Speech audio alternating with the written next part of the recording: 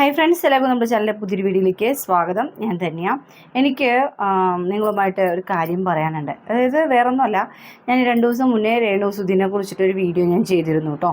അപ്പം അതായത് നമുക്ക് പിന്നെ പബ്ലിസിറ്റി കിട്ടാനായിട്ട് നമ്മൾ നെഗറ്റീവായിട്ടുള്ള കാര്യങ്ങൾ ചെയ്തിട്ട് പബ്ലിസിറ്റി അങ്ങനെ ചെയ്ത് ഒരു ലൈഫ് വേണോ, അല്ലെങ്കിൽ അങ്ങനെ ചെയ്തിട്ട് നമുക്ക് പണം സമ്പാദിക്കണോ എന്നതാണ് ആ ഒരു വീഡിയോൻ്റെ ഒരു എന്താ പറയുക, ഒരു നിഗമനം, അല്ലെങ്കിൽ ആ ഒരു വീഡിയോൻ്റെ ഒരു സന്ദേശം എന്ന് പറയുന്നത്. കാരണം ഇപ്പം എനിക്കൊരു കമൻറ്റ് വന്നു, ഇതിവിടെ ഞാൻ വെക്കുന്നുണ്ട്.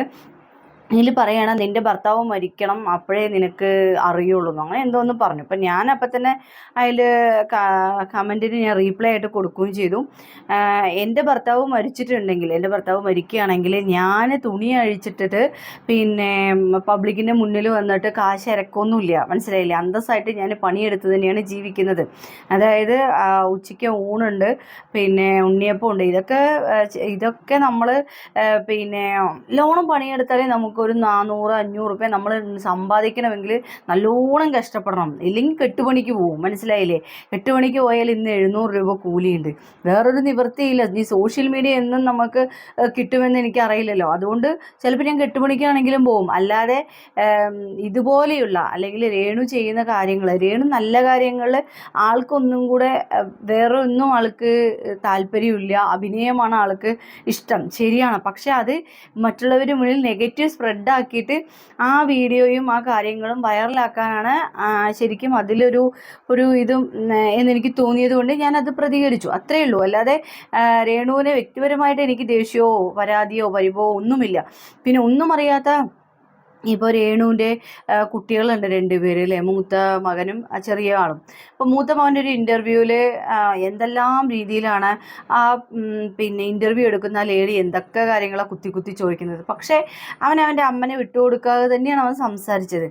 അപ്പോൾ അതൊക്കെ കാണുമ്പോൾ നമുക്കൊരു സന്തോഷം തന്നെയാണ്. പക്ഷേ ഇത്രയും ഞാൻ പറയുന്നുള്ളൂ, ആ ഒരു ഷോർട്സ്, ആ ഒരു കാര്യം എടുക്കുക, അവളുടെ ശരീരത്തെ കൂടുതലും എക്സ്പോസ് ചെയ്തിട്ട് വീഡിയോ ചെയ്യുക, അല്ലെങ്കിൽ റീൽസ് എടുക്കുക, അല്ലെങ്കിൽ ആൽബം എടുക്കുക, അങ്ങനെയൊക്കെ എടുക്കുമ്പോൾ അത് വേറൊരു രീതിയിലേക്ക് മാറുന്നുണ്ട്. അപ്പം അത് നമ്മൾ ജസ്റ്റ് പറഞ്ഞു എന്നേ ഉള്ളൂ. കാരണം ഇനി എന്തായാലും പിന്നോട്ട് പോകാൻ അവർക്ക് കഴിയില്ല എന്നുള്ളത് 100% ഉറപ്പ് തന്നെയാണ്. എന്തായാലും ഇനി ഒരിക്കലും പിന്നെ പിറകോട്ട് സഞ്ചരിക്കാൻ കഴിയുമെന്ന് എനിക്ക് തോന്നുന്നില്ല. കാരണം ഇപ്പോൾ ചാൻസുകളുടെ കൂമ്പാരമാണ് രേണുസുധിക്ക് കിട്ടിയിരിക്കുന്നത്. അപ്പോൾ എന്തായാലും നല്ല രീതിയിൽ മക്കളെ പോറ്റട്ടെ, നല്ല രീതിയിൽ പോട്ടെ എന്ന് തന്നെയാണ് ഞാനും പറയുന്നത്. അല്ലാതെ ഇങ്ങനെ ശരീരം പബ്ലിസിറ്റി ആക്കിയിട്ട്, അല്ലെങ്കിൽ ശരീരത്തിൻ്റെ അവിടെയും ഇവിടെയും കണ്ടില്ല എന്നൊക്കെ പറഞ്ഞിട്ട് കാണിച്ച് അതിനൊരു നെഗറ്റീവായിട്ടുള്ള രീതിയിൽ അത് സ്പ്രെഡ് ആകുമ്പോൾ ഇപ്പോൾ അവരുടെ വീഡിയോൻ്റെ താഴെ തന്നെ എത്രയോ ജനങ്ങളിങ്ങനെ നെഗറ്റീവായിട്ട് കമൻസ് എഴുതുന്നത്. അതിൽ ഇത്രയും 1-2 ആളുകൾ നെഗറ്റീവ് പറയണമെങ്കിൽ കുഴപ്പമില്ല. ഇക്കണ്ട ജനങ്ങളിൽ ഒരു 10% പേര് മാത്രമേ അവർക്ക് സപ്പോർട്ടായി പറയുന്നുള്ളൂ. അതായത് അവരുടെ ബോഡി ഷെയ്മിങ്ങോ അല്ലെങ്കിൽ അവരുടെ ഫേസോ അതൊന്നും വിഷയമല്ല. അതൊക്കെ ദൈവം കൊടുത്ത അനുഗ്രഹമാണ്. അവർക്ക് അവരുടേതായ ഭംഗിയുണ്ട്, അവർക്ക് അവരുടേതായ ആ ഒരു സ്വഭാവം നല്ല സ്വഭാവമാണ്. പക്ഷേ ഇത്രയും നല്ലൊരു സ്ത്രീ, ഇത്രയും നല്ലൊരു പിന്നെ ആർട്ടിസ്റ്റിൻ്റെ ഭാര്യ ഇങ്ങനെ അഭിനയിക്കുമ്പോൾ എന്തായാലും ഒരുപാട് ആളുകൾ സംസാരിക്കുന്നുണ്ട്, ഇല്ലയെന്ന് ഞാൻ പറയില്ല. കാരണം എനിക്ക് ഇന്നലെ തന്നെ പിന്നെ ലക്ഷ്മി നക്ഷത്രം സംസാരിച്ച ഒരു കാര്യം അത് ഞാൻ വെക്കണമൊന്നുമില്ല.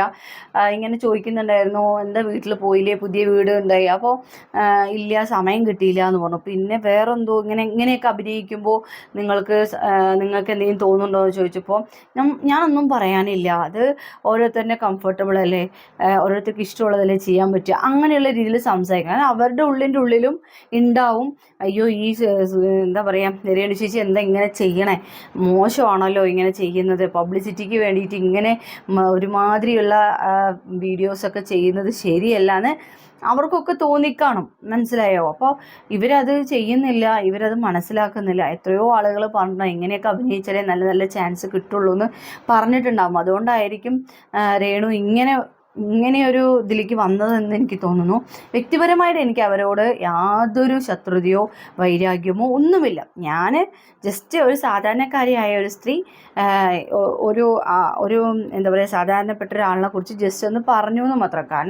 കാരണം വേറൊന്നുമല്ല, തുണി അഴിച്ചിട്ട് അവിടെ ഇവിടെയും ശരീരം കുറച്ച് കാണിച്ചിട്ട് അത് വൈറലാക്കി അതിൽ നിന്നൊരു വരുമാനം ഉണ്ടാക്കണ്ട എന്നാണ് ഞാൻ പറഞ്ഞത്. ഇനി ഞാൻ 1000 രൂപ കൊടുത്തോ, നിങ്ങളിങ്ങനെയൊക്കെ അവളെ വിമർശിക്കുന്നുണ്ടല്ലോ, എന്തെങ്കിലും ഒരു സഹായം കൊടുത്തോ എന്ന് ചോദിക്കുന്നുണ്ട്. എൻ്റെ സഹായത്തിനേക്കാൾ എത്രയോ വലിയ സഹായങ്ങൾ, സ്പോൺസർഷിപ്പ് കാര്യങ്ങളൊക്കെ അവർക്ക് കിട്ടിയിട്ടുണ്ട്. ഇനിയിപ്പോൾ എൻ്റെ തന്നെ വേണമെന്നൊന്നുമില്ല. അപ്പോൾ ഈ പറയുന്ന ആൾക്കാർ തരട്ടെ എന്നൊക്കെ ചോദിക്കുമ്പോൾ ഇപ്പോൾ രേണു തന്നെ പറയും, ഈ പറയുന്ന ആൾ തന്നെ എന്നെ സഹായിക്കുക, എനിക്ക് ഇത്ര ഉറുപ്പ്യ താ, അങ്ങനെ ഇങ്ങനെ പറയും.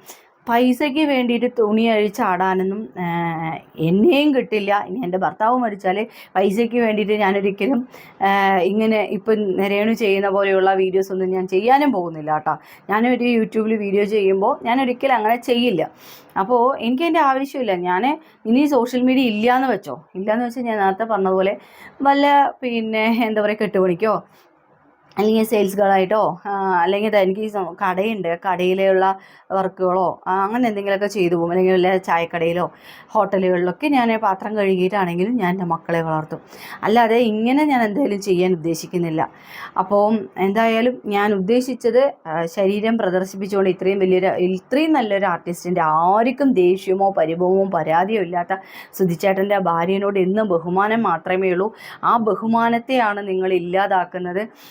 ഇങ്ങനെ ഇങ്ങനെ നെഗറ്റീവ് കമൻറ്റ്സ് അടിക്കുന്നവരെ 10 റുപ്യ തരുമോ എന്ന് ചോദിക്കുമ്പോൾ ചിന്തിക്കുക, അവനവൻ ചെയ്യുന്ന തെറ്റുകൾ എവിടെയൊക്കെയോ ഉണ്ട്, അത് തിരുത്തി നല്ല നല്ല ക്യാരക്ടർ നല്ല രീതിയിൽ നിങ്ങൾ അഭിനയിച്ചോളൂ. നിങ്ങൾക്ക് നല്ല ഭംഗിയുണ്ട്, നിങ്ങൾക്ക് നല്ലോണം അഭിനയിക്കാനുള്ള കഴിവുണ്ട്. എന്തായാലും നിങ്ങൾക്ക് നല്ല ഒരു അഭിനയിക്കാനുള്ള കഴിവുണ്ട്, അതുപോലെ നല്ലൊരു ക്യാരക്ടർ കിട്ടട്ടെ എന്ന് പറഞ്ഞുകൊണ്ട് ഇന്നത്തെ വീഡിയോ ഞാൻ ഇവിടെ വൈൻഡപ്പ് ചെയ്യുന്നു. നന്ദി, നമസ്കാരം.